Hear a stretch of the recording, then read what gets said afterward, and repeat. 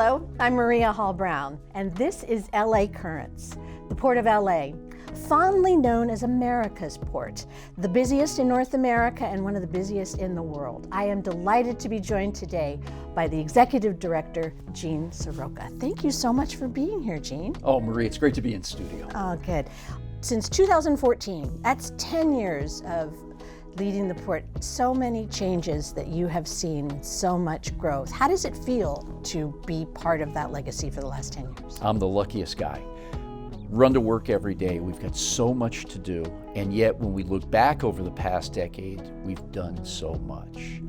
Our team has been together for a long time. It's a very cohesive management team. The workforce has been great. The dock workers that move all this cargo not only really dedicate their lives to this business, but dear friends as well. So it always makes it a little bit sweeter when you really like the people you work with. And I could see that here at Channel 35. You're not kidding. We have the best team ever. All right, so let's talk about some of the things that are literally happening. Recently we had a scary and unexpected disruption with that whole global tech outage, but the port fared quite well in that scenario, did it not? Yeah, we did, and it's really because of the institutional knowledge we have of this workforce, the people that run the businesses, and all of us at the port. We were fortunate because we have a business continuity plan. And what our marine terminals did, along with our truckers and railroads, is they immediately went back to old school. Let's do this manually. We got a call at, I think it was 03:30 that Friday morning to say, hey, this is happening. Let's get to business really quick. And our folks went back to clipboards and pencils and tried to serve those truckers. About 2/3 of all of our business is moved by truck. These are our first and last mile ambassadors. But what we saw was everybody rallying. And by about noon that day, just about everybody's system was back up and running, and we were more normal than we were at 03:30. But I was so proud to see how everybody came together to keep commerce moving. So there was a plan in place just in case of something. Everybody knew how to cohesively and coherently put together Plan B. That's right, that's right. And this is practiced every day, tabletop exercises, refresher courses, and when the real deal comes to play, our folks, it was muscle memory for a lot of these guys and ladies to keep that cargo moving. There is the on-dock rail expansion, which means, for a gal who has no clue, this is really important. Think of all these big ships that come to the Port of Los Angeles. About 1/3 of the cargo stays here in Southern California. We've got 20 million of us that go to the store every day and buy a lot of products. Another 1/3 goes out to the Inland Empire, to that large warehousing and distribution district that we have. 2 billion square feet of property under roof where we reassemble goods and ship them out to the rest of the country. These distribution centers in the interior of the country are very important to us. They can go to any other port in the country and still get to Chicago. We want those containers coming through here. So over the past 2 decades, we've built a rail network that allows us to unload a container from a ship, put it directly onto a rail car, and get to one of those 14 distribution centers faster than anybody can do it.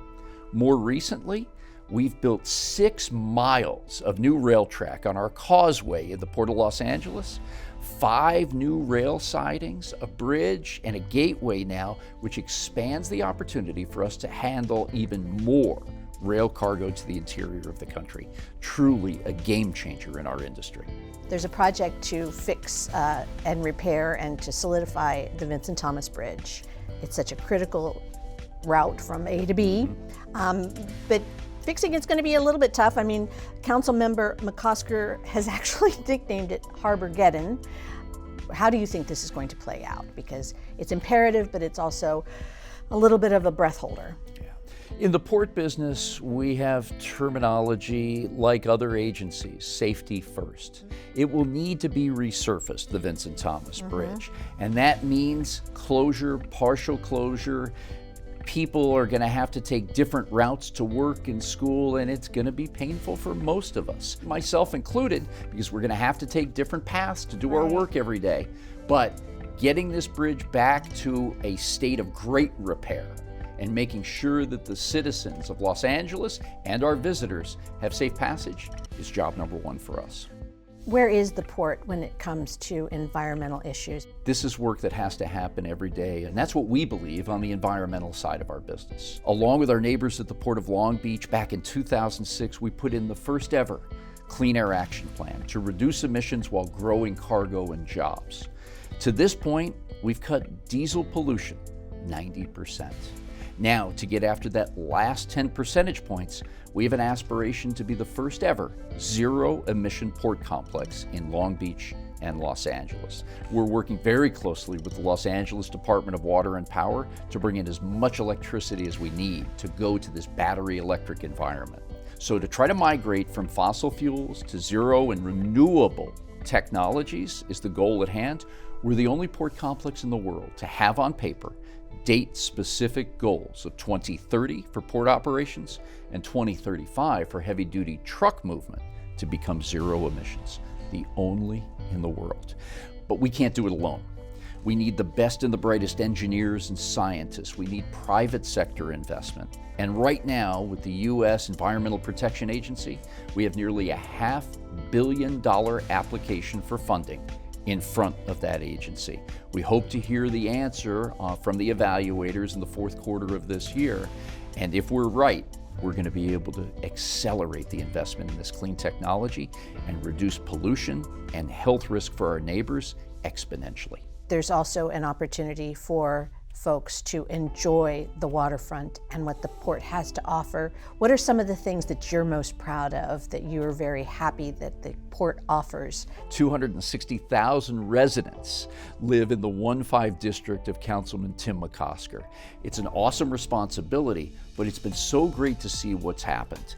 Earlier this year, we kicked off our summer festivities with Fleet Week, and we welcomed the aircraft carrier, the USS Carl Vinson.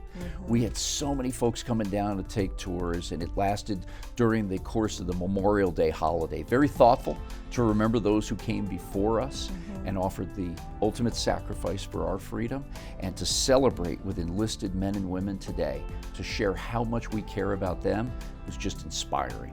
Following that, we had our Juneteenth celebration, Cars and Stripes Forever, a great classic car show down at the harbor. And then for the 4th of July, we had our first ever Olguin drone show, 500 drones, Wow.